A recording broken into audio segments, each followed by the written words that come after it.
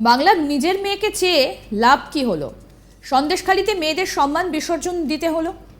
নাম না করে মমতাকে তোপ দাগলেন বাম নেত্রী। শনিবার সকালে হাওড়ার মহিয়ারি পঞ্চাননতলা থেকে বামপ্রার্থী সব্যসাচী চট্টোপাধ্যায়ের সমর্থনে এক মিছিলের নেতৃত্ব দেন ডিওয়াইএফআই এর সভানেত্রী মীনাক্ষী মুখোপাধ্যায়। এদিন মহিয়ারি পঞ্চাননতলা থেকে শুরু হয়ে মিছিল যায় অঙ্কুরহাটি কিবরিয়া গাজী স্কুল মোড় পর্যন্ত। সিপিআইএম প্রার্থী সহ দলের অন্যান্য নেতৃবৃন্দ উপস্থিত ছিলেন ওই মিছিলে। সিপিআইএম ডোমজুর পূর্ব এরিয়া কমিটির ডাকে ওই মিছিলে ভিড় হয়েছিল নজর পড়ার মতোই। মীনাক্ষী বলেন, বাংলার নিজের মেয়েকে চাইল আর সন্দেশখালিতে তাদেরই সম্মান বিসর্জন দিয়ে দিল। তিনি সদরের বাম প্রার্থী সব্যসাচীকে জয়ী করার জন্য সাধারণ মানুষের সঙ্গে এদিন জনসংযোগ করেন।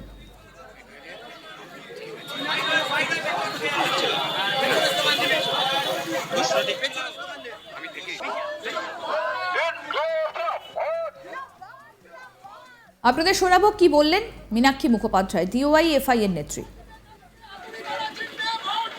কি লাভ হলো? বাংলা নিজের মেয়েকে চাইলো আর সন্দেশখালীর মেয়েদের সম্মান বিসর্জন দিয়ে। এবারে রাজ্যে একবার বাংলার জন্য একবার ভেবে দেখুন, এই নতুন স্লোগান 24 লোকসভাতে। বাংলার জন্য মানুষ সত্যিকারেরই ভেবে দেখবে, তৃণমূল বিজেপিকে বিসর্জন দেবে।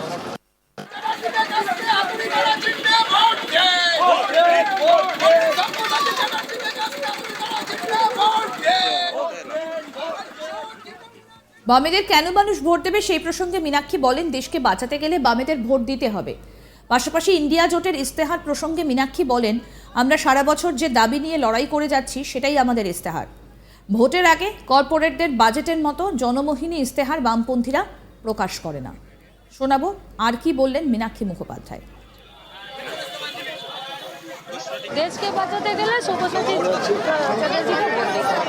সারা বছর যে দাবিতে আমরা লড়ে যাচ্ছি আমাদের ইস্তেহার সেটাই। সারা বছর কর্পোরেটের বাজেটে ভোটের আগে জনমোহিনী ইস্তেহার বামপন্থীরা প্রকাশ করেন। যারা বলছে তারা নির্লজ্জতার চরম সীমা অতিক্রম করে গেছে, যারা বলছে তারা নির্লজ্জতার চরম সীমা অতিক্রম করে গেছে, তারা মিথ্যে কথা বলছে। 2011-র আগে পশ্চিমবঙ্গের শিল্পের ইনভেস্টমেন্টের যা পরিকল্পনা এবং এসেছিল এবং আজকে 10টা বছরে যা ঘটেছে সেটা আপনাদেরকে তুল্যমূল্য বিচার করে তার সত্য এবং ফ্যাক্ট রাস্তায় রাখতে হবে।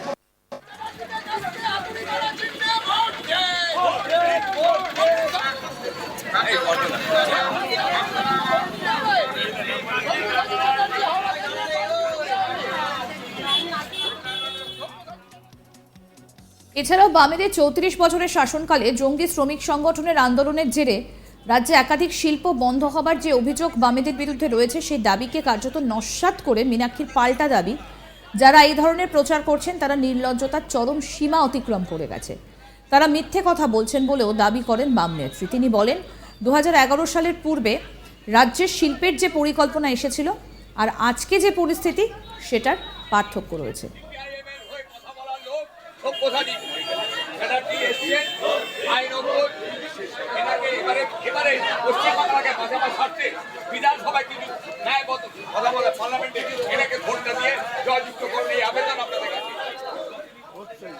গরিব একটাই ছিল,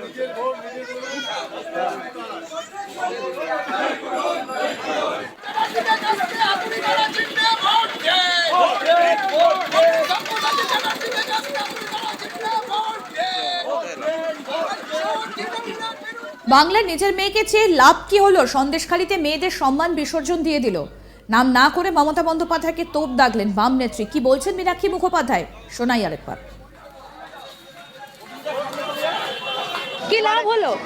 বাংলা নিজের মেয়েকে চাইলো আর সন্দেশখালীর মেয়েদের সম্মান বিসর্জন দিয়ে। এবারে রাজ্যে একবার বাংলার জন্য একবার ভেবে দেখুন, এই নতুন স্লোগান 24 লোকসভাতে। বাংলার জন্য মানুষ সত্যিকারেরই ভেবে দেখবে, তৃণমূল বিজেপিকে বিসর্জন। দেশকে বাঁচাতে গেলে সব্যসাচী সারা বছর যে দাবিতে আমরা লড়ে যাচ্ছি আমাদের ইস্তেহার সেটাই। সারা বছর কর্পোরেটের বাজেটে ভোটের আগে জনমোহিনী ইস্তেহার বামপন্থীরা প্রকাশ করেন।